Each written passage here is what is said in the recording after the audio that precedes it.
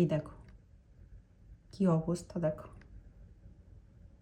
আমার হাজব্যান্ড সেই থেকে বরফ পরিষ্কারের গাড়িও আসেনি, এত বাজে অবস্থা। ওরা এত এঙ্গেজ সব জায়গায়, এত বিজি যে ওরাও আসছে না। আর আমাদের গাড়ি বার করতে হবে, আমাদের বেরোতে হবে।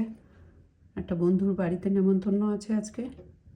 দেখো কি অবস্থা, জাস্ট ক্লিন করা হয়েছিল। আবার গাড়ি সকালে ছেলেকে ছাড়তেও গেছিলো, কলেজে গেছে ছেলে, তখন একবার ক্লিন করেছে, এখন আবার এই অবস্থা। আর এখনও পড়ছে। দেখো চারিদিক কি অবস্থা, দেখো। তো কখন ক্লিন করা শেষ হবে আমি জানি না, এত।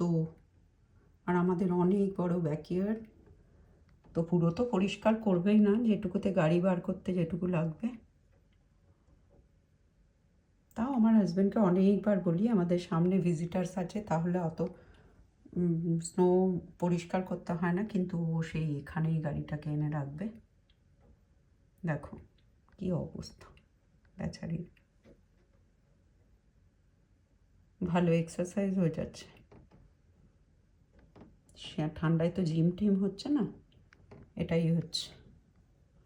চারিদিকটা দেখো কি অবস্থা সব।